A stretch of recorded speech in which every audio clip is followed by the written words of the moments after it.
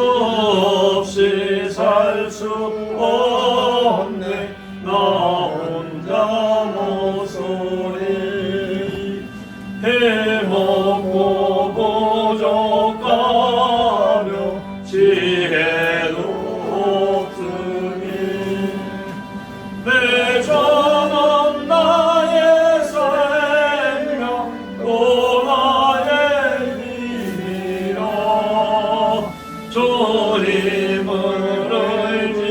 의지하여 지혜를 얻으리 주 없이 살 수 없네 내 주는 아신다 내 영의 깊은 강구 마음의 소원은 저밖에 나의 마음을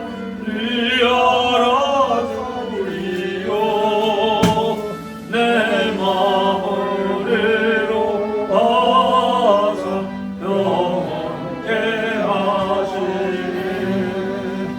저 없이 살 수 없네 세월이 흐르고 이 깊은 고독 속에 내 생명 끝나고 사나운 풍랑일 때 날 지켜주시고 내 곁에 계신 주님 늘 힘이 되시니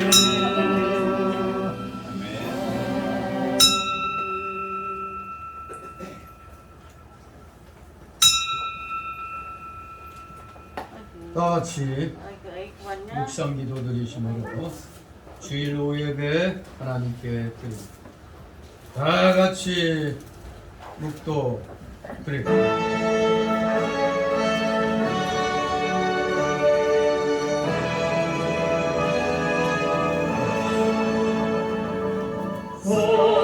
성부성자와 성령 찬송과 영광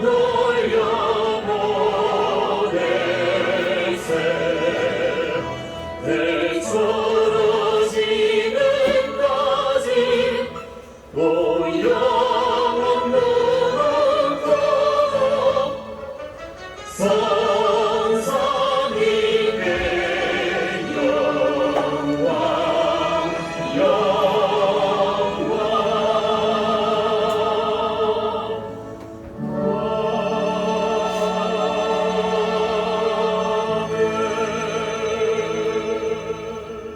진리를 쫓는 자는 빛으로 오나니 이는 그 행위가 하나님 안에서 행한 것임을 나타내려 함이라.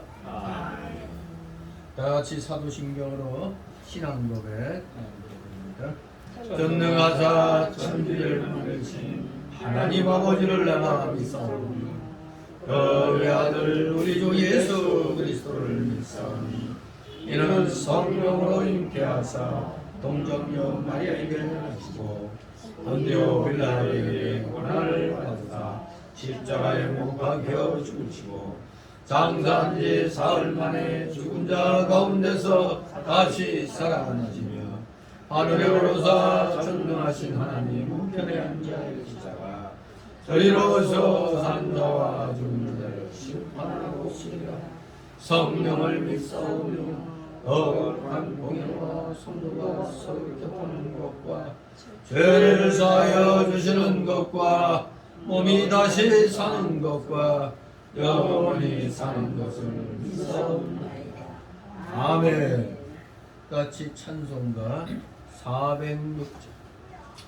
406장 부르신 후 이 시간 후에 박복실 집사님이 기도 인도하십니다. 406장.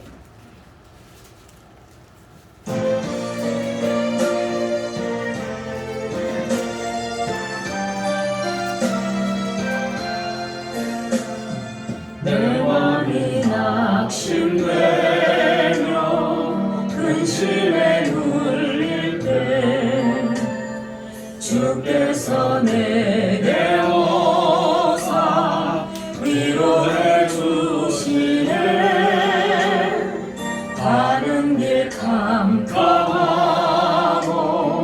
괴로움 많으나 주께서 함께하며 내 짐을 지시네. 은혜가 내게 족하네. 은혜가 족하네. 이 괴로운 세상 지날 때 은혜가 족하네. 희망이 사라지고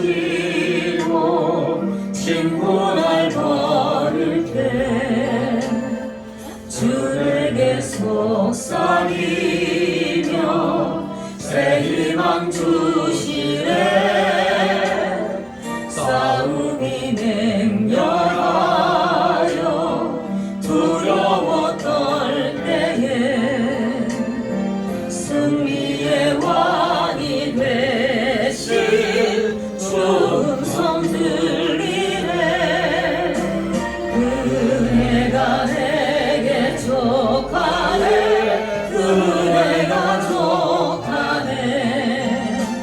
이 괴로운 세상 지날 때 은혜가 족하네.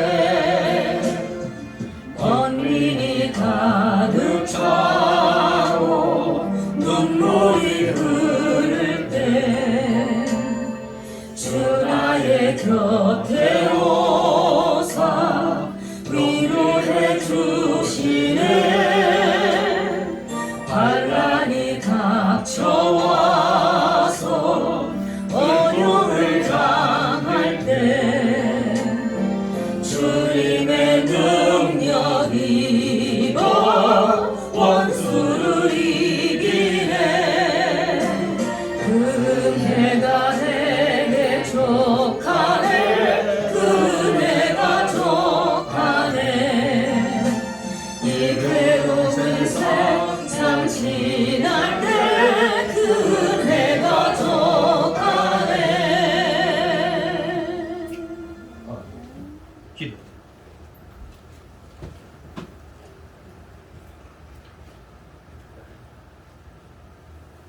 하나님 아버지 감사드립니다. 우리의 피난처가 되어주신 하나님 참으로 어지럽고 험한 이 세상 속에 주님의 소유된 모든 선물들 삶을 눈동자와 같이 지키시고 보호하여 주시니 감사드립니다. 지난 무더운 여름도 주님의 은혜 가운데 잘 지내게 하시고 결실의 계절인 가을을 맞이하면서 영원하신 하나님의 예배하게 하시니 감사드립니다. 이 시간 주님의 예배할 때 온 성도들에게 예수 그리스도의 마음을 부어주시고 영광과 진리로 오직 하나님의 이름만 올려드리는 복된 은혜의 시간이 되게 하여 주시옵소서. 거룩하신 하나님, 지난 한 주간 삶을 돌아볼 때 여전히 저희들은 힘들고 어려운 시간을 지내왔으면 주님 앞에 고백합니다. 때로는 힘든 일로 인하여 넘어지기도 하였고 지쳐 쓰러졌던 순간순간도 있었습니다. 그럼에도 불구하고 저희는 하나님 앞에 제대로 기도하지도 않았고 오히려 불신과 원망 속에 인간적인 힘과 노력으로 모든 문제를 극복하려 했습니다. 긍휼히 하나님 이 시간 저희들을 주님 앞에 내려놓습니다. 하나님 아버지 이 시간 주님의 무한하신 사랑과 은혜로 저희들을 모든 죄악에 용서하여 주시옵소서. 전 세계 곳곳에는 예상치 못한 자연재해 발생으로 인하여 지구촌 여러 지역에서 피해가 발생하고 있습니다. 모두 잘 이겨내기를 소망합니다. 기억하시라 곳곳에서 예수고 수고하시는 예배위원들 예배위원들도 기억하시고 하늘의 충만과 그들의 기억하여 주시옵소서. 우리 성북교회 성도들도 그거를 인하여 잘 이겨내게 해주시옵소서. 이 모든 말씀 예수 그리스도의 이름으로 기도드렸나이다. 아멘.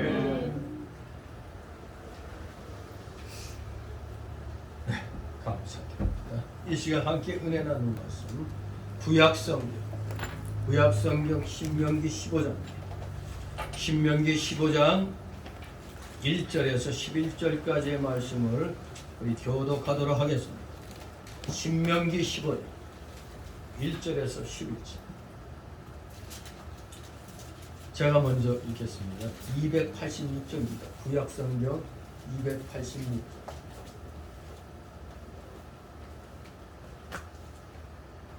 제가 먼저 읽습니다. 15장 1절 1절부터 11절. 매 7년 끝에 면제하라. 연례는 이가 아니라 우리에게 구원을 하고 그 이웃에게나 형제에게 불법하지 말지니 이는 여호와의 전제느니라 하니라.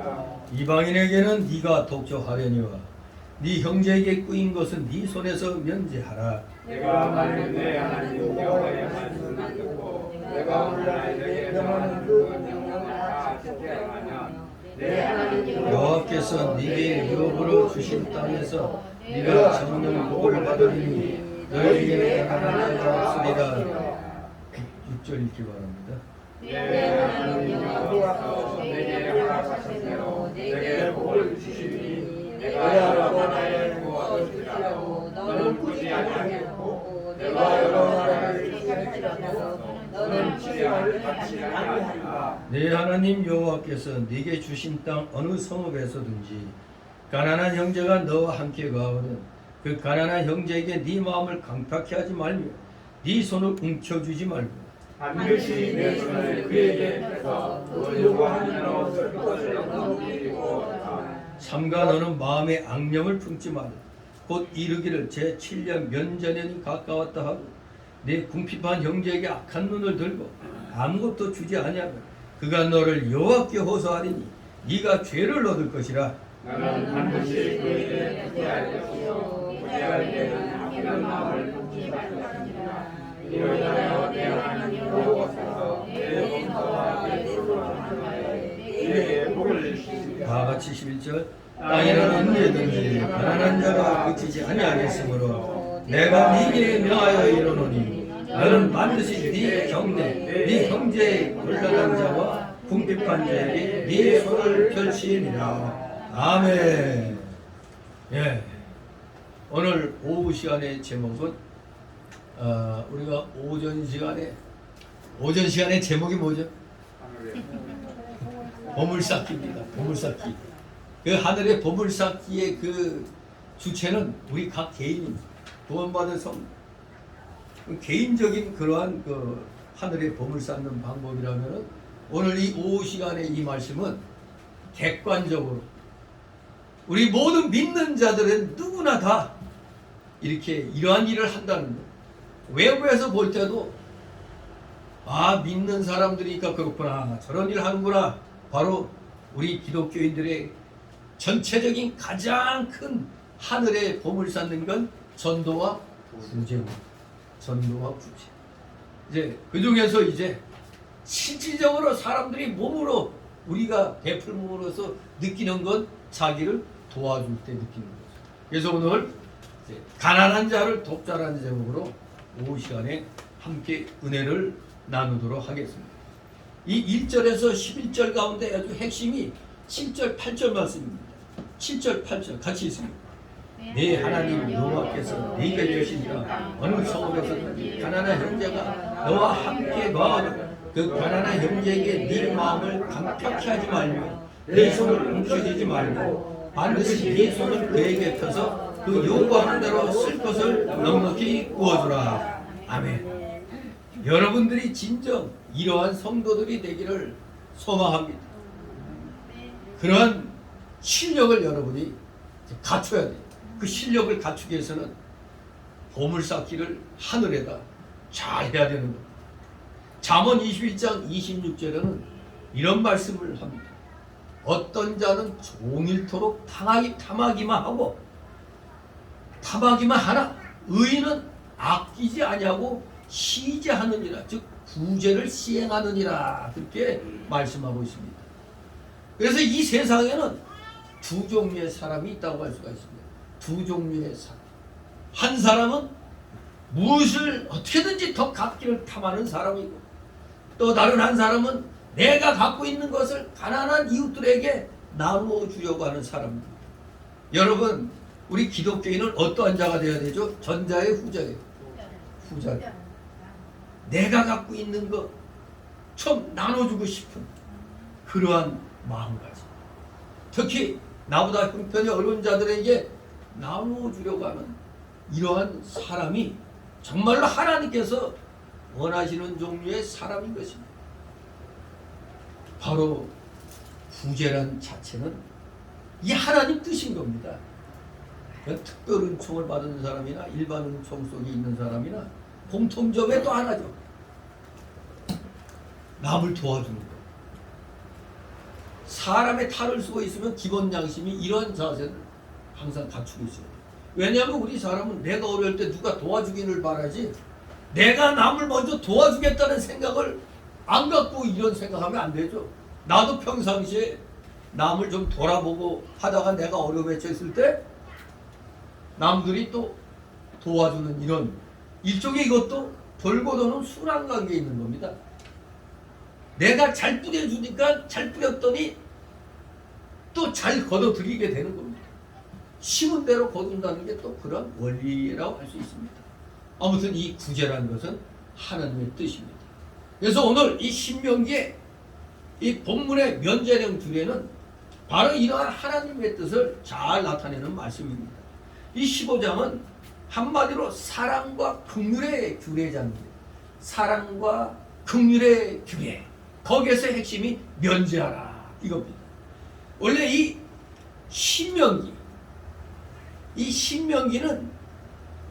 이 제목에 의해서도 생각해 볼 수 있는데 이 모세오경의 마지막 책이죠. 마지막 성경입니다. 모세를 통해 주어졌던 율법들이 아주 여기 신명기에서 상세하게 정리되어 있어요. 신명 아주 상세하게 기록됐다는 겁니다. 자세하게 설명하는 책, 그 뜻의 신명기. 아주 계명을 자세하게 설명하는 책, 신명기입니다. 아무튼 모세에게 주어졌던 율법들이 아주 상세하게 종합적으로 정리되어 있어요. 율법의 종합 주석책이라 할 수도 있어요. 아무튼 이런 의미에서 큰 의미를 갖고 있어요. 종합 정리했다. 즉 시내산에서 하나님의 율법을 받았던 두 세대가 이제 사라졌어요. 광야에서 다 죽었습니다. 20세 이상으로 계속됐던 자. 여호수아하고 갈렙만 남고 다 죽었어요.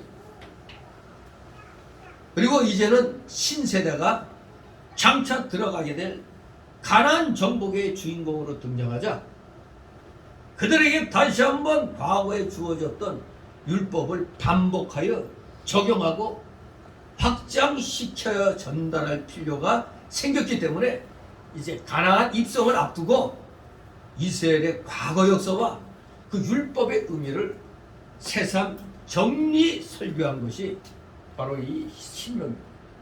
그래서 이 히브리어 성경 제목은 대바림이라고 되어 있어요. 히브리어 성경책은 즉 말씀들이라는 뜻입니다. 대바림. 히브리어 성경 제목은 대바림입니다. 말씀들. 바로 이 신명기의 성격을 잘 대변하고 있죠. 그리고 70인역은 이 신명기의 내용이 반복적으로 주어졌다. 반복적으로. 그러니까 두 번째로 주어졌다는 것을 반영해가지고 헬라어로 듀테로노미온, 히브리어를 헬라어로 번역한 것이 바로 이 70인역이잖아요. 듀테로. 우리가 가끔 지나가다 버스나 이런 데 광고판에 결혼의 듀오 이러죠. 결혼의 주어 이걸 갖다 결혼의 듀오 이렇게 많이 표현하고 있죠. 예. 바로 제2의 두 번째 둘이라는 의미입니다. 제2의 율법이라는 의미로 듀테로노미온 이렇게 이름을 붙인 겁니다. 그래서 우리 개역 성경의 제목 이 신명기 아주 계명을 세세히 설명했다. 그러니까 기존에 주어졌던 율법을 다시 상세히 설명했다. 그래서 제2의 율법 그렇게 듀테로노미오 히브리어로는 데바림 그렇게 표현한 겁니다. 바로 율법의 종합교과서. 사랑과 긍휼의 규례 가운데 특별히 면제년 규례입니다. 면제했다. 이것이 바로 하나님 뜻을 나타내는 말씀입니다. 그래서 우리는 오늘 1절에서 15절을 통해서 우리가 내용적으로 세 가지를 우리가 정리해 가지고 살펴봐야 됩니다. 가난한 자를 돕자 이런 제목으로 1절 11절을 이제 살펴봅니다. 첫 번째로 1절 11절을 통해서 우리는 면제는 규례를 통한 하나님의 뜻을 잘 알아야 되겠습니다. 면제는 규례를 통한 하나님의 뜻을 잘 알아라. 그야말로 오늘 이 본문의 규례는 소위 그 안식년 규례입니다. 특히 여기는 안식년 규례로서 신명기에 추가된 법인데, 사실 하나님께서 그 출애굽기나 레위기에 주신 그 안식년 규례는 단지 땅의 안식에 관한 것뿐이었습니다. 땅의 안식.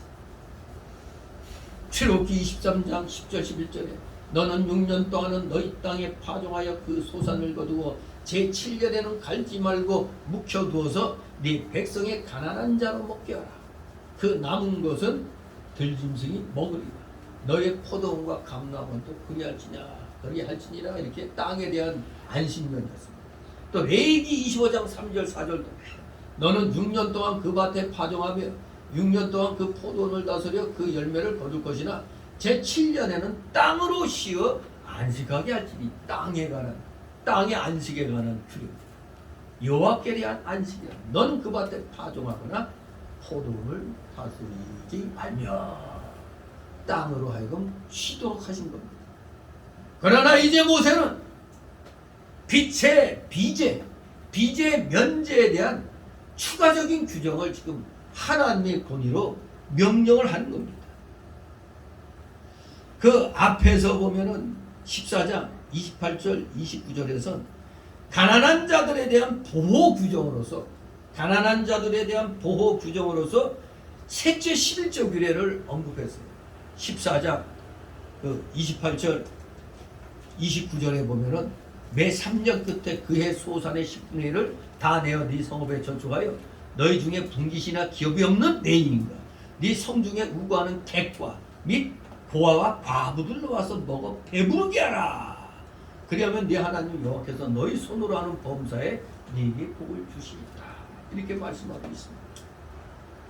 이렇게 셋째 11조 규례를 언급한 모세는 이 15장에 들어와 가지고 역시 약자들인 채무자와 종들에 대한 보호 규정으로서 이제 안식년에 이스라엘 백성들이 반드시 지켜야 할 면제 그리고 해방의 규례에 대해서 훈계를 하고 있는 겁니다. 이러한 규례의 근거로서 모세는 이스라엘의 출애굽 사건을 15절에서 내세우고 있습니다. 너희들 다 종되었던 자들 아니냐? 그때를 기억하라 이겁니다. 종되었을 때. 그 오늘날도 우리가 흔히 쓰는 우리 조상들 쓰는 말이 뭐 있죠? 개구리 뭐요? 개구리가 어쨌다고? 올챙이 시절을 모르고 까분다고. 올챙이 시절에 어땠는가를 알아야 되는 겁니다. 나는 지난날 어떻게 살았는가? 내가 과연 남의 도움도 없이 그냥 살아왔나? 아닙니다. 어려울 때마다 사람들의 도움의 손길을 받았어요. 저부터도. 나만 남을 도와준 게 아니죠. 저도 역시 어려울 때 도움 받으니까 나도 또 전세방 사는 1,000만 원 전세방 사는 주제에 1,000만 원이면 베스트 한 대를 갖다 그냥 아무튼 근데도 희한해요. 집사람이 나나 뭐 그게 뭐 죽을 만큼 괴로웠다든가 뭐 그런 건 없어요. 그냥 도망갔다가 몇 년 만에 앞에 나타났을 때도 그래 그럼 먹고 사는 거야. 생각나면 갚으라고 그랬는데 찾아오지도 않더라고. 그러나 그걸로 된 거죠. 아무튼 그걸로 뭐 결혼해서 그냥 애까지 낳고 사는 거 보니까 그것도 그냥 거 가서 그 차를 뺏으면 어떻게 하겠어요? 그게 생길 수단입니다. 아무튼 우리는 영적 이스라엘이잖아. 영적 이스라엘. 근데 지금 잘 먹고 잘 산다고 지난날 애국에서 종살이하던 그 시절, 마귀에게 종살이하던 그 시절을 갖다 기억하지 못하고 그저 애헴하고 어깨에 힘만 주고 여봐라 하고 이렇게 살면 안 되는 겁니다. 모세가 바로 너희들 지난날 잊지 말라는 겁니다. 당연히 출애굽 때 그 지난날 뭐 어떻게 살았는가. 즉 하나님의 크신 은혜와 긍휼을 입은 백성으로서 역시나 같은 사랑과 긍휼을 너희가 받았으면 이웃에게도 마땅히 베풀어야 한다. 그러니 너보다 어려운 자, 가난한 자를 도와라. 이것이 이 15장의 주제입니다. 이게. 너보다 어려운 자, 가난한 자를 도와라. 이거. 참으로 그러한 가운데서 면제년 규례를 통해서 분명히 우리는 하나님의 뜻을 우리는 잘 알아야 되겠습니다. 그런데 여기 우리가 이 면제년 규례에 대해서 분명히 이제 먼저 알고 들어가야 할 게 있어요. 무조건 덮어놓고 요새 쓰는 말로 배째 하면은 해결되네. 그렇게 하면 안 돼요. 배째라가 아닙니다. 특히 이 1절에서 6절까지 보면은 안식년 이르렀을 때 채무 면제에 대해서 어떻게 말씀하고 있는가? 채무 면제에 관한 규례를 잘 설명하고 있어요.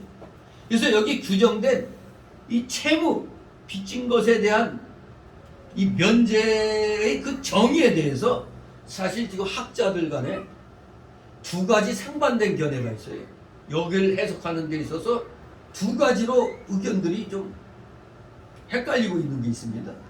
첫째, 이 내용은 부채를 완전히 탕감시켜 주는 것을 의미한다. 여기는 뭐 랑겐이 매튜 헨리 같은 이런 분들이 그렇게 해석합니다. 이 내용은 부채의 완전한 탕감을 의미한다. 그럼 둘째 다른 견해는 뭐냐? 안식년에만 국한된 빚 독촉의 면제를 의미한다는 견해. 여기에는 칼빈이나 풀핏이 그렇게 해석하고 있습니다. 여러분이 한번 여러분 자신의 입장에서 모든 빚진 거 완전히 탕감해 준다 이렇게 해석하면 아주 기분 좋겠죠. 그런데 여기 보면은 칼빈이나 풀핏은 안식년에만 국한된 독촉의 빚을, 그러니까 빚 독촉의 면제를 의미한다 이렇게 보는 겁니다. 그런데 우리가 그럼 어느 쪽이 더 성경적이냐 이걸 찾아야 돼요. 그래서 원어를 봐야 돼. 원어상 이 면제에 해당하는 히브리어 쉐미타의 어근 샤마트, 면제의 의미를 갖고 있는 면제라고 번역한 샤마트는 쉬게 한다 혹은 묶여둔다라는 뜻을 가지고 있다. 이걸 먼저 생각해야 돼. 쉬게 한다, 묶어놓는다, 그런 뜻이 있는 단어예요, 면제가. 그럼 두 번째는 어떤 뜻이 있느냐? 여기 보면은 2절에 보면 문맥상으로 면제하고 독촉하지 말라고 그랬죠. 2절에 보면 면제 규례는 이러하니라 무릇 그 이웃에게 구워준 체주는 그것을 면제하고 그 이웃에게나 그 형제에게 독촉하지 말지니 그랬죠. 요 말씀을 또 생각해보고 세 번째로는 만약 실제 생활상에서 매 안식년마다 모든 채무가 완전히 탕감되어 버린다면 사실상 이스라엘 사회에서는 아예 금품대여가 없어질지도 모르죠. 왜? 아니 내가 저 사람 어려서 이렇게 좀 잠시 해줬는데 안식년이라고 그냥 배째 하나님이 그렇게 하셨어. 나 몰라. 이런다면은 두 번 다시 있어도 안 빌려줄 거죠. 바로 사실상 이스라엘 사회에서 모든 그런 채무가 그야말로 완전히 탕감되어 버린다면은 금품대여는 사실상 없어져 버리는 겁니다. 이거 안식년만 되면 내가 돌려받아야 나도 좀 그거 할 텐데 돌려받지 못하고 탕감시켜준다. 이제 죽어도 내 이제 안 빌려줘. 이렇게 될 거 아닙니까? 이런 세 가지 점을 고려해 보면은 이 1절에서 6절에 나타난 채무 면제의 규례는 레위기 25장 2절 7절의 말씀대로 안식년 땅의 휴식으로 인한 소득의 중단을, 안식년에 휴식을 하니까 소득이 중단되잖아요. 그 소득의 중단을 10분 고려한 그 해만, 안식년에만 국한된 빚 독촉의 면제 규정으로 보는 것이 성경적이다. 그게 더 맞다 이겁니다. 즉 칼빈과 풀핏이 해석한 게 성경적으로 그렇게 보는 겁니다. 안식년에만, 내 안식년마다 그럴 것 같으면 모두 개기고 있죠. 안식년만 되라 그냥 버티고 있는 거예요. 그러면 이게 이스라엘 사회는 그야말로 깜깜이 사회가 되잖아요. 오직 나만 아는 사회가 됩니다.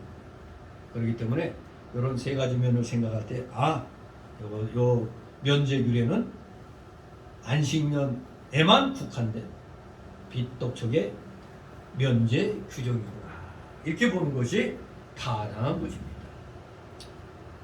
아무튼 출애굽기나 레위기에서 땅의 안식에 대한 그런 규례를 말씀했는데, 이제 모세는 빚의 면제에 대한 추가적인 규정을 하나님의 권위로 명령하고 있습니다. 사실 이러한 정신은 이미 또 출애굽기 21장 2절에 이미 그 히브리인 종을 7년 후에 자유케 하라는 법 속에 포함되어 있다고 볼 수가 있어요. 같은 동족이 종으로 있다면 7년 되면은 자유롭게 해주라는 그 법이 출애굽기 21장 2절에 있습니다. 그러니 빚의 면제에 대한 추가적 규정 또한 사실은 이 속에 들어가 있는 겁니다. 정신이. 아무튼 여하튼 빚의 면제는 하나님의 법이죠. 그런데 어떻게 히브리인들이 같은 히브리인을 종으로 부릴 수 있을까? 이 성경에서도 보면 히브리인이 종이 되어서는 안 되는데 종이 되는 경우가 있어요. 어떤 경우나 자기가 지금 빚을 갚으려고, 갚기 위해서 일부러 일정 기간 그냥 스스로 종으로 들어가는 거예요. 두 번째 경우는 도둑질하다 잡혔는데 이 배상할 능력이 없어요. 그럴 경우, 배상할 능력이 없을 때 우리가 하는 말로 몸으로 때우는 겁니다. 그럴 경우 종으로 있을 수 있어요. 세 번째는 너무너무 가난해가지고 스스로 종이 되기를 원할 때, 자기가 원할 때 강제로 딱 잡아가지고 너 내 돈 못 갚았으니까 내 종 노릇해. 그게 아니라 내가 도무지 안 되는 거야. 그래서 내가 일정 기간은 그냥 어떻게든지 빚 갚을 동안 내가 종이 되겠습니다. 이제 스스로 원할 때, 이런 경우에 이제 히브리인들이 종이 될 수가 있는 겁니다. 그렇기 때문에 이런 히브리인들의 종은 7년 되면 무조건 자유를 줘야 돼요. 풀어줘야 되는 거예요. 그러니까 아무리 길어도 7년입니다. 7년. 자, 이렇게 하나님이 법으로 정해놓았습니다. 아무튼 그 정신이 바로 여기에도 해당이 되는 겁니다. 빚에 대한 면제는 하나님의 법이에요. 그 내용은 매 7년, 즉 안식년 끝에 채무자는 자기에게 빚진 이웃의 빚을 면제하라는 겁니다. 안식년 끝이잖아요. 그러니까 안식년에만 해당되는 거예요. 안식년 7년 끝, 안식년 끝에 1절 2절, 우리 1절 2절 다시 한번 있습니다. 매 7년 끝에 면제하라. 면제의 규례는 이러하니 무릇 그 인생에 구워준 채는 그것을 면제하고 그 인생에는 그 형제에게 토초하지 말지니 이해는 여호와의 면제년이라 칭합니다. 아멘. 예. 그렇습니다. 바로 그 해만 국한된 비독촉의 면제라는 사실을 기억해야만 되겠습니다.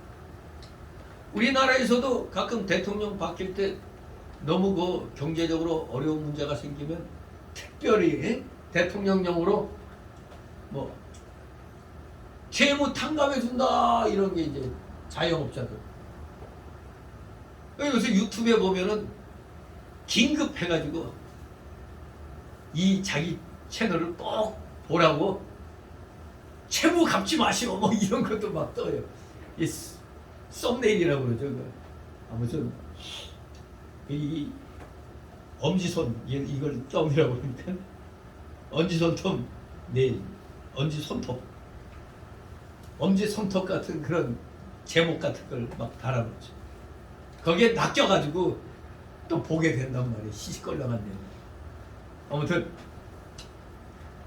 빚을 면제받는 건 본인은 아주 기분 좋죠.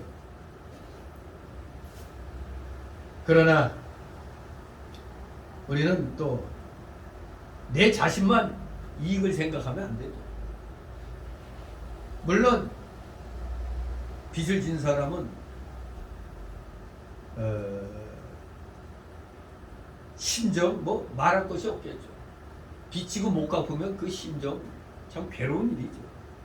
그 반대로 또 빌려준 자는 물론 넉넉해서 뭐 펑크나도 지장이 없는 사람은 몰라도 대개 보면 우리가 생활하다 보면은 나도 힘들지만 급히 또 저 사람이 더 힘드니까 일단은 나는 우선 뒤로 미루어 저 힘든 사람 거부터 해결하자.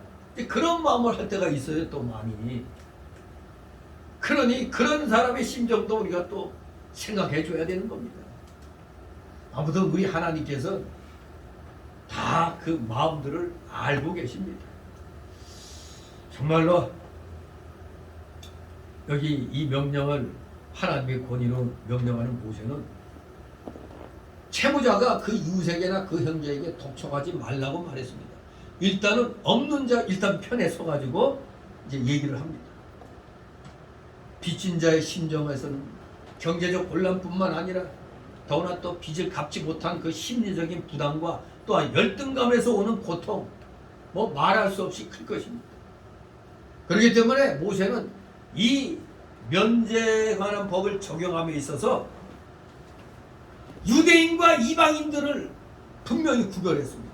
즉 예수 믿는 사람과 믿지 아니한 사람들을 불신자와 신자들을 분명하게 구별해놨어요. 그러니까 뭐라고 했느냐? 그러니까 빨리 예수 믿어야지. 왜? 이방인들에게는 빚을 독촉할 수 있어.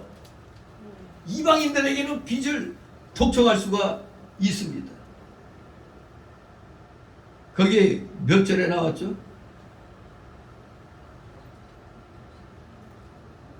여기 이방인에게는 네가 독촉해도 된다고 그랬죠. 그러나 네 형제에게 대해서는 면제하라고 그랬죠. 면제하라고. 예. 그러니까 빨리 이 이방인은 즉 예수 믿지 않는 자들이죠. 빨리빨리 교회로 나와야 되는 거예요. 교회가 빚을 탕감해 준다는 얘기가 되는 겁니다. 하나님. 아무튼 모세는 분명히 얘기합니다. 이방인들에게는 빚 독촉할 수 있어. 그러나 동족에게는 그렇게 해서는 안 된다. 그렇게 말하고 있습니다. 바로 이렇게 하나님의 자녀들 가운데 가난한 자들에 대한 하나님의 이러한 배려는 우리 인간을 향하신 하나님의 긍휼의 결과입니다. 실상 인간은 죄로 인하여 이미 심히 가난해진 상태죠. 가난해진 존재입니다. 그래서 예수님께서는 우리가 받은 죄 용서를 몇 달란트 탕감받은 걸로 해줬죠. 우리 죄사함 받은 게 몇 달란트요? 1만 달란트라고 그랬죠. 오늘날 돈으로 계산해서 하루 일당을 10만 원 하면은 6조라고 그랬죠. 6조. 여러분들 하나님한테 빚진 자였는데 6조 원을 하나님이 탕감해 주셨어요. 이거 이러니 날아갈 만하죠. 날아갈 만하죠. 정말로 엄청난 죄 용서의 대가를 탕감받았습니다. 1만 달란트의 빚. 1만 달란트는 6천만 데나리온입니다. 6천만 데나리온. 1데나리온을 10만 원으로 계산해도 6조 원에 해당되는 어마어마하게 큰 돈입니다. 6조 원. 이거 꿈에서도 세기 어렵죠? 못 세죠? 셀 수가 없어요. 여기에다 그냥 5만 원짜리로 이렇게 해도 그거 셀 길이 없는 겁니다. 그냥 세다가 까먹어버리는 거예요. 어마어마한 큰 값을 치러주셨습니다. 우리의 죄값이 이렇게 큰 거였잖아요. 우리는 한마디로 지옥의 형벌을 받을 만한 죄인들이었던 겁니다. 하나님께서는 우리의 이런 큰 죄값을 6조 원에 해당되는 죄값을 예수 그리스도 안에서 예수님의 십자가 징벌로서 다 탕감해 줘버렸어요. 그래 6조 원 대신 내 아들 예수 십자가에 달지 이래가지고 그냥 6조 원을 이퀄 받았어요. 그냥 탕감 받아버렸습니다. 동일하게 예수님 십자가에 내주심으로 탕감해 주셨습니다. 이것은 바로 우리를 가난에서 건져내어 영육으로 부요한 자가 되게 하려는 그런 마음이었습니다. 고린도후서 8장 9절에 우리 주 예수 그리스도의 은혜를 너희가 알거니와 부요하신 자로서 너희를 위하여 가난하게 되시며 그의 가난함을 인하여 너희로 부욕해 하려 하십니다. 예수님은 인간의 몸을 입고 극한 고난의 고통의 사형을 당했습니다만 우리는 그 예수님의 고통, 극한의 고통을 통해서 우리는 자유함을 얻은 것입니다. 이게 복음입니다. 예수님의 가난함을 인하여 우리는 부욕해 되어버립니다. 면제는 규례는 바로 이런 복음 진리에 나타난 하나님의 긍휼에서 나온 것입니다. 여호와의 면제전이다. 이겁니다. 여호와의 면제. 이 여호와의 면제전, 이걸 원문에 가까운 뜻은 여호와를 위한 면제. 여호와를 위한 면제. 즉 이 말은 안식년은 이스라엘 백성들이 여호와께 입은 은혜와 긍휼을 기억하면서 감사하는 마음으로 누구에게 뭘 베풀어? 가난한 이웃들에게 여호와의 영광을 위하여 채무를 면제하여 주는 해다. 그런 뜻입니다. 여호와의 면제년이 바로 이런 뜻이 있는 겁니다. 이스라엘 백성들이 여호와께 입은 은혜와 긍휼을 기억하면서 감사하는 마음으로 가난한 이웃에게 여호와의 영광을 위해서 채무를 면제하여 주는 해다.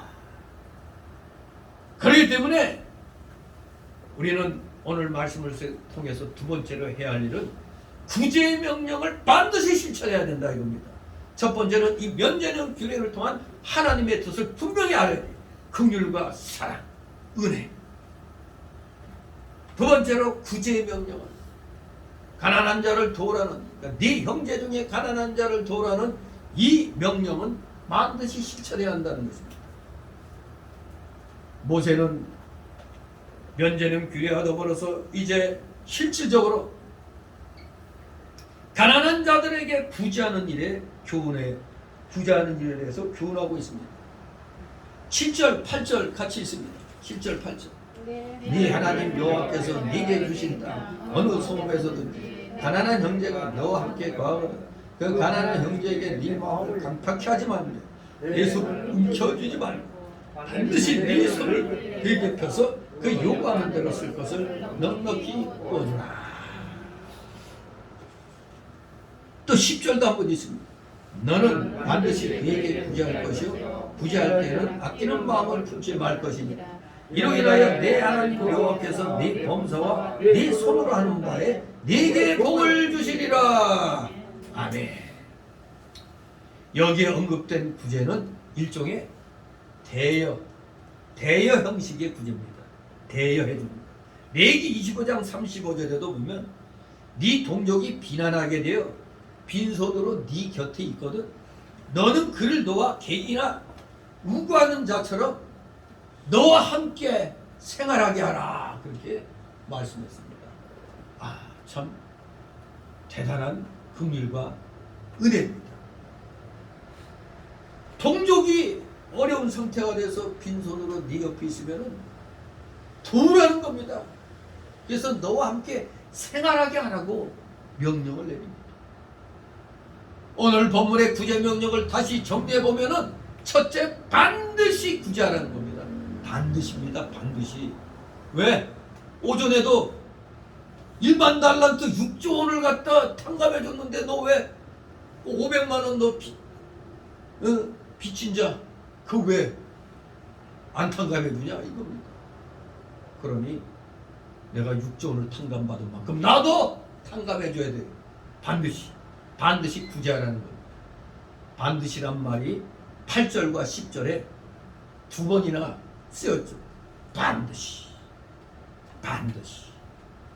그것은 구제가 하나님 백성의 필수적인 의무사항임을 강조하는 겁니다.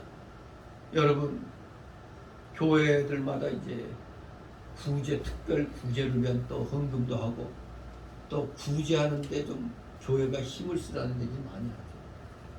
이유가 바로 이것 때문에 그래요. 반드시. 그럼 필요 충분 조건이에요. 구제하는 게 반드시 하라는 겁니다. 구제는 하나님의 백성들이 해도 되고 안 해도 되는 게 아닙니다.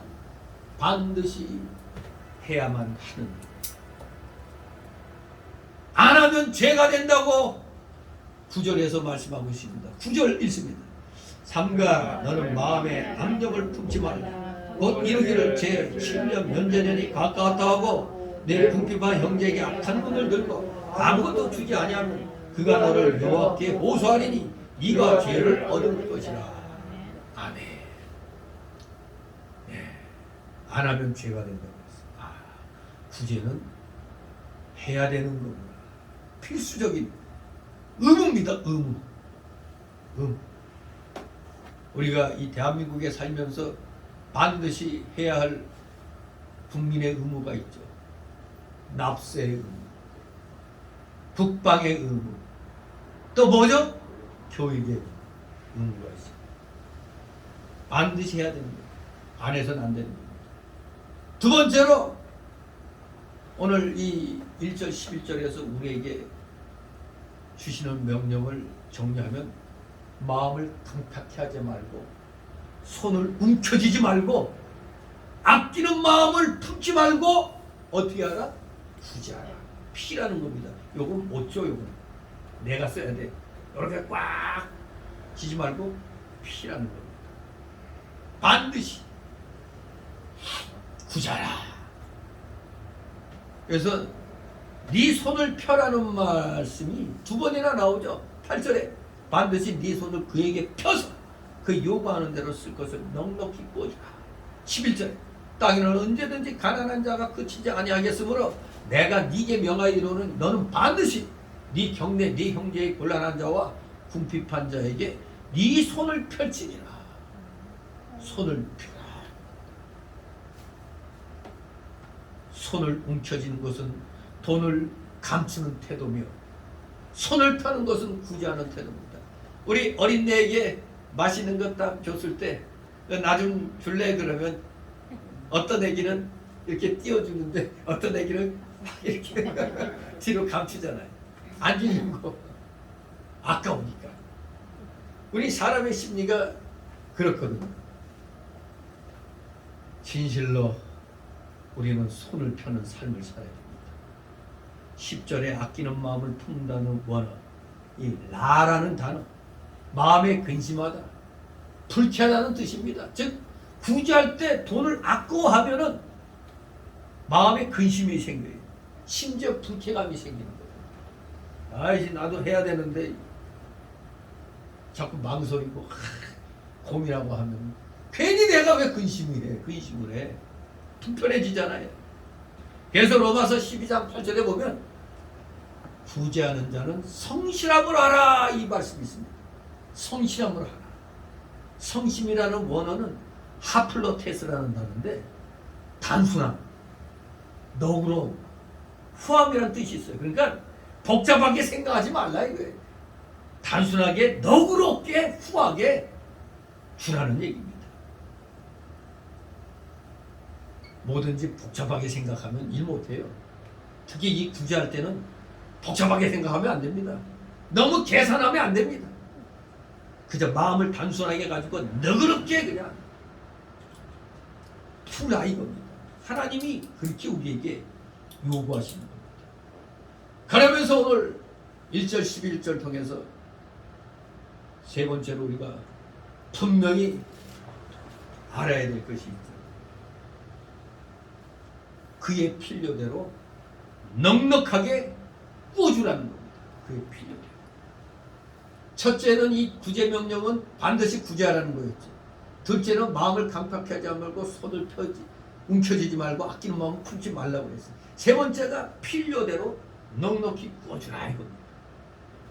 8절에 그 요구하는 대로라는 이 말씀은 즉 그의 필요한 대로, 그러니까 무조건 덮어놓고 뭐 그냥 그게 아니고 그 사람 지금 당장 필요한 거 덮어놓고 그냥 다 해달라고 그러면 안 되죠. 이게 뭐 누구 뭐 봉이야?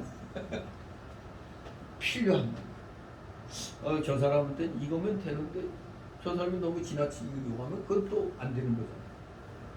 자기에게 난 요것만 있으면 지금 당장 이게 좀 필요하다면 그 정도로 주라는 얘기입니다. 우리가 앞에 언급된 성실한 마음, 복잡하게 생각하지 않고 너무 계산적이지 않고 그저 단순하게 너그럽게 이러한 마음가짐을 가진다면 우리는 가난한 자가 요청하는 대로 그의 필요대로 넉넉히 구워줄 수가 있을 것입니다. 그러나 인간으로서는 항상 먼저 갖춰야 할 그게 있어요. 왜냐하면 꾸는 자 편에서는 항상 물질 생활에 대한 건전한 태도를 상대방이 인정할 수 있게 해야 돼요. 상대방이 인정을 해야 꿔주는 사람도 안심이 되잖아요. 아무튼 그 물질 생활에 대한 건전한 그런 태도를 보여줘야 되는 거예요. 즉 다시 말하면 평소에 낭비하는 습성이나 게으른 습성을 버리고 자기 일에 성실하고 부지런한 모습을 보여줘요. 그래야지 빌려주는 사람 입장에서 저 사람은 성실하기 때문에 내가 안 떼어먹을 거야. 그런 마음이 들잖아요. 근데 딱 보니까 게으른 애야 피우고 돈만 조금 있으면 게임방 가가지고 맨 노름이나 해대고 술이나 퍼먹고 그 어떤 프로에서도 내 그게 생각났는데 어떤 할머니인데 80 몇 세인데 뭐 이제 여행 다니면서 아무한테나 영어로 말하는 거야. 영어 헬로 요 핸섬 막 그냥 무조건 그냥 영어로 해. 그 짧은 영어로 할머니가 이 영어를 뒤늦게 이제 영어를 공부하는 거예요. 이제 뭔가 좀 우울증에 빠져 있는 상태에 있다가 젊은 사람들 그냥 외국 사람도 하다는 거 보고 이렇게 살면 안 되겠다 생각하고 아예 그냥 다시 그냥 영어를 갖다 써가면서 막 이렇게 공부하는데 그냥 아무나 외국 사람 지나가면 무조건 말 거는 거야. 뭐 통하든 뭐 하든 간에 그냥 무조건 헬로 하고 그냥 아무튼 그 할머니가 과거를 보니까 자기 남편이 60대에 죽었는데 맨날 술 퍼먹다가 피토하고 죽었다. 맨날 술 퍼먹고 돈만 생기면 노름방 가고 이런 사람이라는 거 알면은 여러분 빌려주고 싶어요? 안 빌려주고 싶어요? 있어도 빌려주고 싶지 않아요. 요새 우리 대한민국 젊은 사람들 이 큰일 났잖아요. 아니 국가에서 이 문재인 정권 때부터 막 퍼주다 보니까 이제 그냥 일 안 하고 그냥 어떻게 하면 돈 받아갖고 뭐 그걸로 무슨 장사하고 자식 그게 어딨어? 어디 놀러 가는데 용돈 쓰려고 하는 자들이 더 많아. 그리고 왜 지금 왜 우리 그 뭐야 고용보험 왜 그게 왜 부족한지 덮어놓고 무조건 그냥 일 조금 하고 그냥 딱 개기면서 그냥 고용보험 타먹게 해달라고. 그러니까 텅텅 비는 거예요. 마이너스에 마이너스. 이런 태도를 가진 사람들을 직장에서 쓰겠어요? 딱 보고 이력서 보고 이 사람 왜 이렇게 여기저기 왔다 갔다 다니겠어요? 그럼 그런 사람은 신뢰성이 없어요. 신뢰성. 그러니까 꾸는 자 편에서는 항상 물질 생활에 대한 건전한 태도를 상대방에게 보여줘야 돼요. 상대방도 그런 사람이 그런 걸 보는 겁니다. 성실하고 부지런한 모습을 보면 아, 이 사람은 희망 있는 사람이야. 그렇게 인정이 되면 망설이지 않고 해주죠. 아무튼 분명히 이 돈을 꾼 자 입장에서는 최선을 다해서 자기가 돈을 벌 때 자신을 위해서는 최소한의 그 생활비를 쓰고 꾼 돈을 갖기 위해서 어떻게든지 성실하게 이렇게 해야 되는 겁니다. 안 그러면 그것 또한 하나님 앞에서 큰 죄가 되는 것입니다. 이 개인적으로는 이런 그 성실한 삶이 바탕이 돼야 되는데 막상 사업하는 사람들은 그게 뜻대로 잘 안 되죠. 사업하는 사람들. 저 회사 지금 소상공인들, 자영업자들 그여 피눈물 흘리고 있잖아요. 그렇게 하고 싶어도 사회 여건이 그렇게 안 되어버려가지고 그 유튜브에서 어떤 데를 소개해가지고 거기가 뜨는데 결국에는 문 닫게 되는, 아무리 노력해도 현실이 받쳐주지 못하니까 그런 문제가 생기는 거예요. 그래도 유튜브 보면은 그렇게 열심히 사업하는 사람들 보면은 그 사람이 여는 그 카페가 어디고 그 사람이 하고 있는 그 가게가 상점이 어디 있나 해서 그 사람 상점에 그 인터넷 이런 걸로 해가지고 그 사람 물건을 주문해줘요. 식당 하다가 망했다가 다시 일어나서 조그맣게 이렇게 하면은 그걸 갖다 이제 유튜브에서 이제 정한진 그 경제 그 유튜버가 있는데 그 사람 매일경제 이사장까지 하고 그리고 신문 기자로서 상당히 좀 그리고 학교 교수로서도 또 경제학에 있어서는 박사예요. 정한진 TV라고 그 경제에 관한 그 팩트에 입각한 그 소식은 정한진 TV 유튜브를 보면은 좀 잘 알 수가 있어요. 통계라든가 이런 거. 거기에서 그냥 이 사람이 그래도 어렵지만 성실하게 살려고 다시 이렇게 배달까지 해가면서 이렇게 하고 있다는 것을 딱 띄워주니까 그냥 그 사람 거기에다 그냥 이제 주문이 막 들어오는 거예요. 그러니까 그 사람이 어려워도 성실하게 노력 절망하지 않고 살려고 하니까 사람들이 그냥 거기에 전화해가지고 그냥 그 손이 그냥 부족할 정도로 주문을 하고 있어요. 그러니까 성실하다는 게 가장 중요한 겁니다. 꿀 땐 꾸더라도 사람들에게 신뢰감을 줘야 되는 거예요. 그런 자세를 갖춰야 하나님 앞에서도 죄가 되는 게 아닙니다. 그래서 오늘 법문에 언급된 구제에 관한 세 가지 내용 외에 율법의 다른 부분이나 시편에 보면은 우리는 다른 성도에게 돈을 꾸어줄 때 이자를 받지 말고 꾸어주라고 규정되어 있는 걸 보게 됩니다. 출애굽기 22장 25절 네가 만일 너와 함께한 나의 백성 중 가난한 자에게 돈을 꾸이거든 즉 꾸어주거든 너는 그에게 채주같이 하지 말며 별리를 받지 말 것이며 이렇게 되어 있습니다. 그런데 느헤미야 시대 때도 포로지에서 돌아와가지고 막 열심히 성곽을 재건하고 있는데 느헤미야가 분노한 게 나오죠. 왜?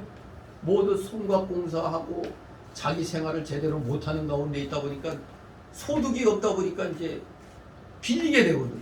근데 있는 자들은 빌려주긴 빌려주는데 문제는 이자를 받아먹어. 근데 우리말로는 이자라고 되어 있지만 그 히브리어 원어를 보면 이자가 아니고 이자는 이자인데 고리를 말하는 겁니다. 이 성경에서 하나님이 금하고 조심하도록 경고하는 것은 고리대금을 말하는 겁니다. 이자를 전혀 받지 말라는 게 아니라 고리를 하지 말라 이겁니다. 고리대금 하지 말라는 얘기.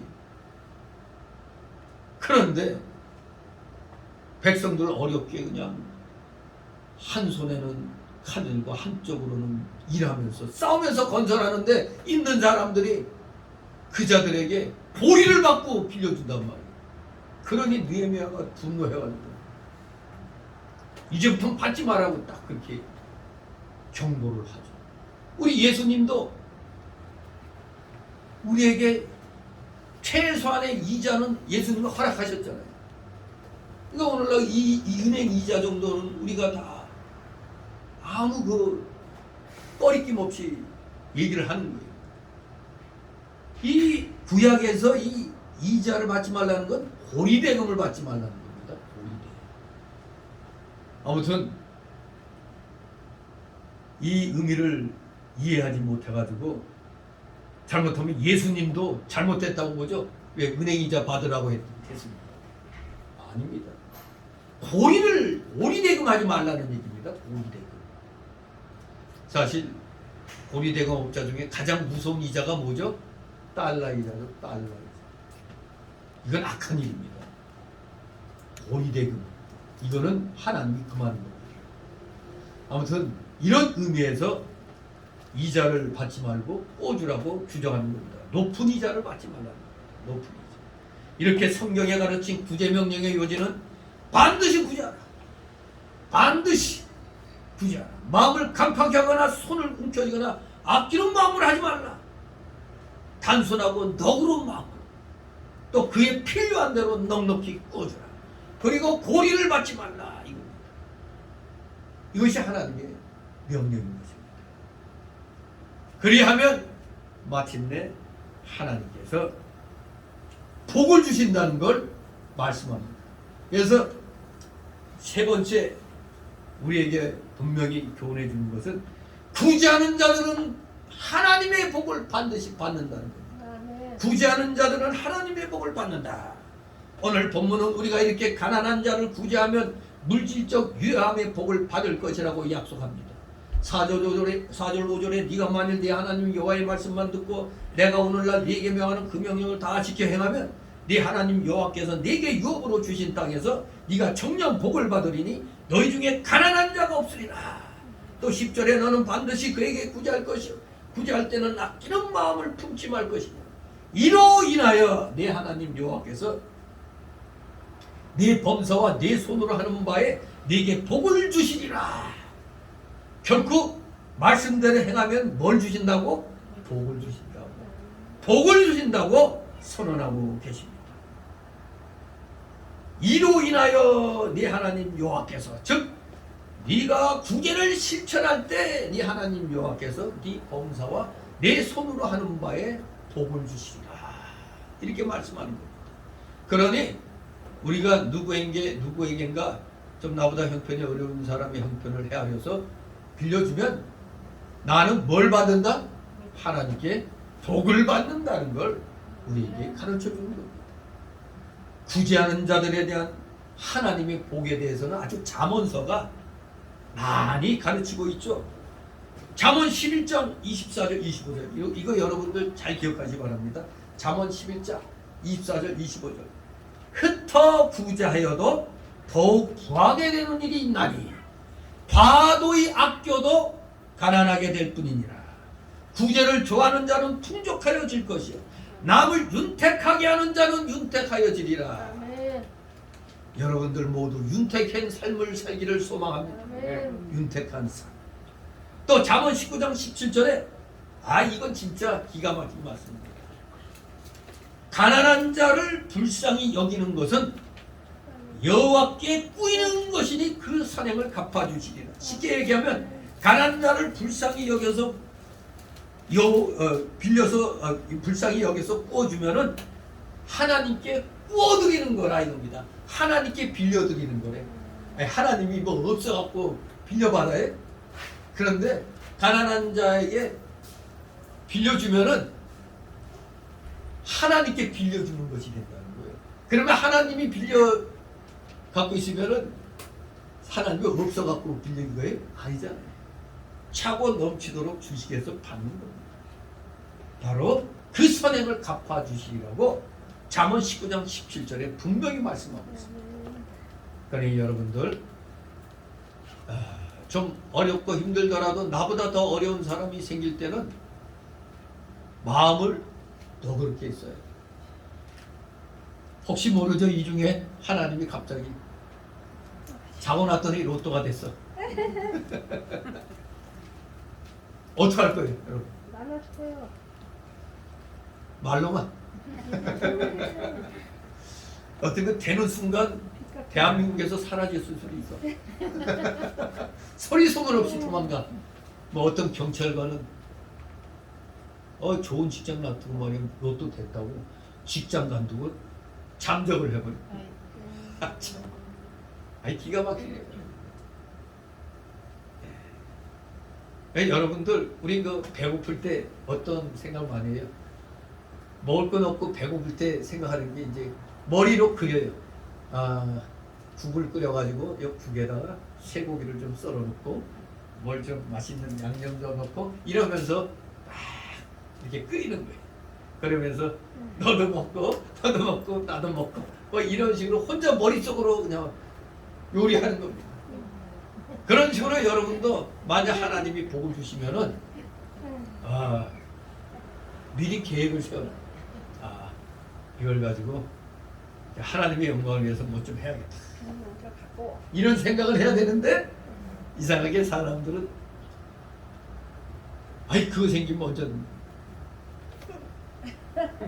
내 거부터 해결해야지 뭘 남을 생각해. 그래도 항상 남을 생각하는 마음이 있지만 남을 생각하라고 하나님이 주신 걸 줄 알아요. 근데 혼자만 갖겠다고 하는 사람은 반드시 그 있는 것도 없어져. 있는 것도 날려갑니다. 재물에 날개가 달려 독수리같이 날아간다고 그랬어요. 대부분 그 복권된 사람들이 80%는 재물에 날개가 돋쳐가지고 다 날아가 버렸어. 몇 년 만에 다 그냥 거지같이 된 사람들이 수두룩해요. 혼자만 먹겠다고 하죠. 같이 나누고 한 사람들은 괜찮게 살아. 근데 혼자만 뭐 하겠다는 사람들 결국 얼마 못 가요. 어때 영국인가 어디에서 뭐 창고에서 뭐 이거 날리고 뭐 이런 쓰레기 뭐 하던 사람이 어느 날 그냥 몇백억인가 그 됐어. 그랬더니 세상에 그 재벌들이 누리는 걸 다 누리고 있는 거야. 그 돈으로 그냥 뭐 최고급 승용차도 사고 그냥 여자도 몇 명이나 바꾸고 그냥 그러다가 자기 부인하고 이제 이혼을 했어. 근데 그 수백억이 10년 안에 다 날아가 버리고 도리어 상태는 원위치 돼서 다시 쓰레기.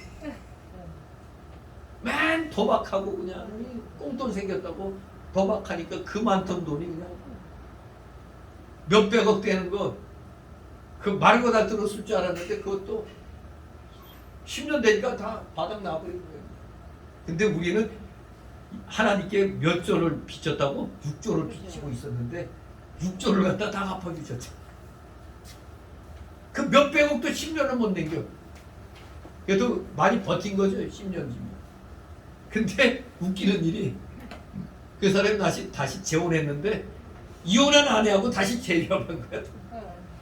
그러니까 그지 돼가지고 다시 또 전 부인하고 다시 그냥 만나. 그러니까 허망한 거죠.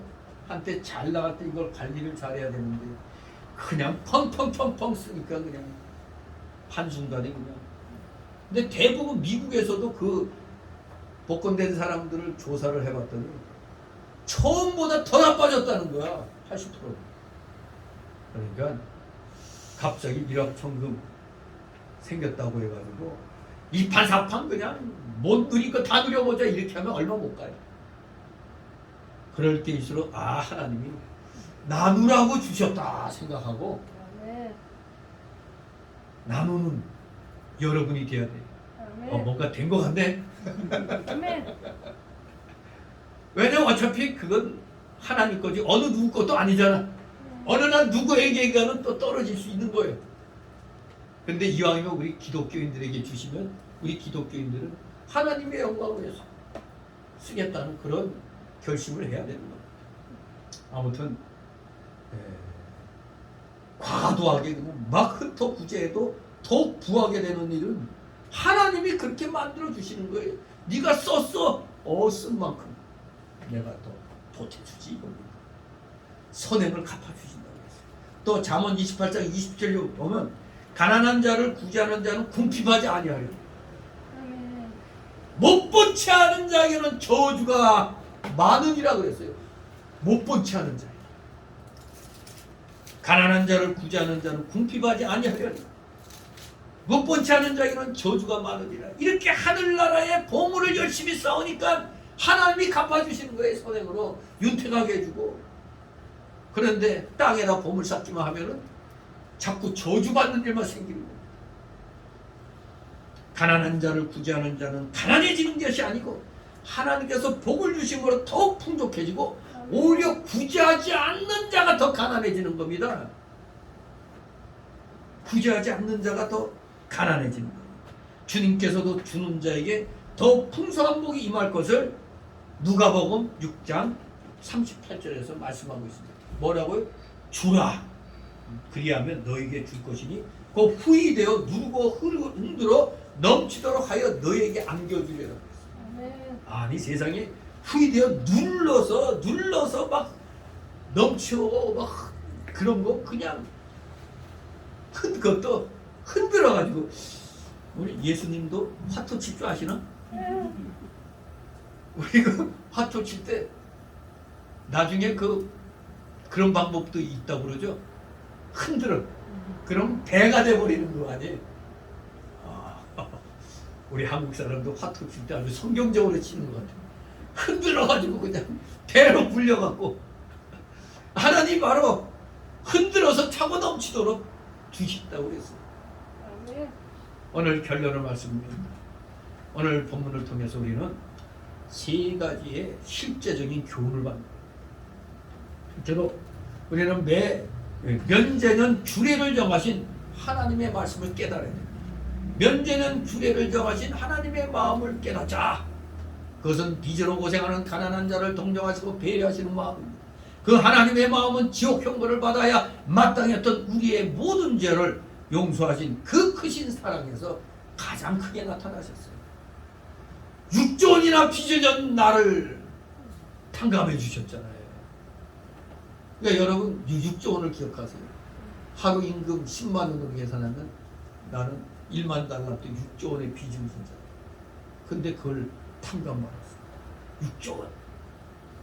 몇백억 갖고도 10년을 진탕망탕 썼는데도 10년까지 갔어. 몇백억 가지고. 근데 6조 원이면 계산이 안 되는 거예요. 그런 빚을 탕감받았어요. 그래서 우리는 그 하나님의 긍휼과 용서의 마음을 기억하시 바랍니다. 두 번째 주시는 교훈은 우리는 하나님의 마음을 본받아서 오늘날 우리 주위에 어려운 형제, 어려운 교우가 있다면 그에게 너그러운 마음으로 꾸어주거나 도와주시기 바랍니다. 구제는 하나님의 명령이며 하나님의 기쁘신 뜻입니다. 세 번째 주시는 교훈은 우리는 오늘날도 믿음의 형제가 우리에게 빚진 중에 7년 동안 못 갚는 것이 있으면 탕감해 주자. 이런 캠페인을 기독교에서도 벌일만 하죠. 7년째 됐습니다. 물론 이자는 계속 이제 당연히 줘야 되고 받는 겁니다. 그게 마땅한 거죠. 단지 고리만 아니면 되는 거예요. 근데 7년 동안 그렇게 되면 사실 뭐 손해볼 건 없죠. 아무튼 우리 기독교인도 오늘날에 이 교훈을 받아가지고 실질적으로 이렇게 하는 사람도 있다고 그래요. 상당히 근데 뭐 7년 동안 뭐 몇 년은 해도 7년 동안이 뭐 하겠나? 그것도 뭐 사업하는 사람은 그럴 수도 있죠. 사업하는 사람하고 개인하고는 다르죠. 개인들은 이러한 마음가짐을 가져야 돼요. 개인에게 행하는 것들은 그것이 하나님께서 모세를 통해 명하신 안식년의 면제기입니다. 그것은 가난한 자의 무거운 고통의 짐을 덜어주시려는 하나님의 긍휼의 배려입니다. 우리도 힘들지만 이러한 마음 자세를 갖도록 해야 되겠습니다. 끝으로 다시 한번 묻습니다. 여러분들은 죄의 빚을 면제 받았습니까? 아멘. 안 받은 모양이네. 우리의 죄는 1만 달란트의 빚과 같았습니다. 즉 6조 원에 해당되는 빚과 같았습니다. 그것은 영원한 지옥 형벌을 받기에 마땅한 큰 죄였죠. 그러나 하나님 아들 우리 주 예수님께서는 우리의 죄를 사하시려고 십자가에 죽으셨고 3일 만에 다시 살아나셨어요. 이제 자신의 모든 죄를 버리고 하나님께로 돌아와 주 예수 그리스도를 믿는 자는 모든 죄의 용서를 받습니다. 우리 이미 다 받았잖아요. 다 받았어요. 즉 죄사함의 구원을 우리는 확실히 받았기 때문에 오늘 주시는 그 명령에 순종해서 우리도 어려운 자들을 돌아보는, 진심으로 돌아보는, 하나님께 어여쁨을 받는 진실된 믿음의 용장들, 믿음의 일꾼들 되시기를 주님의 이름으로 축원합니다. 기도합니다. 거룩하신 하나님 아버지, 은혜를 감사드립니다. 사랑하시는 자녀들 아버지 기억하여 주옵소서. 오늘 주시는 말씀대로 우리 믿음의 성도들 간에 서로를 위로하고 격려하고 권면하면서 주님이 다시 오시는 그날까지 최선을 다하여 합력하여 주의 영광을 위한 삶을 살아가는데 어느 한 사람도 도태되거나 낙오하는 일이 없도록 우리 모두 한 길을 가는 데 있어서 부족함이 없는 자들 다 되게 하여 주시옵소서. 감사드리며 예수 그리스도 이름으로 기도드리옵나이다. 같이 찬송가 416장 찬송드립니다.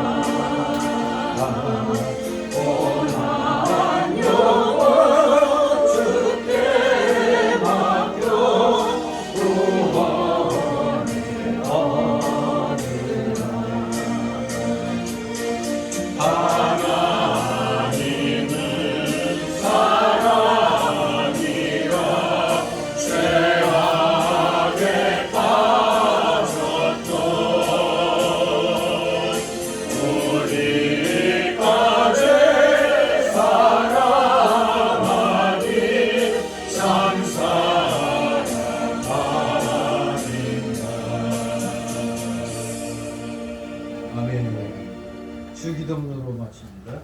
하늘에 계신 주님 아버지, 이름이 거룩히 여김을 받으시오며 나라의 마옵시며 뜻이 하늘에서 이룬 것 같이 이 땅에서 이루어지시오. 오늘 나를 위하여 주시고 우리가 우리에게 주는 자를 사는 것 같이 우리 죄를 사하여 주옵시고 우리를 시험에 들게 하지 마옵시고 다만 악에서 구하옵소서. 내게 나라와 권세와 영광이 아버지께 영원히 있사옵나이다. 아멘.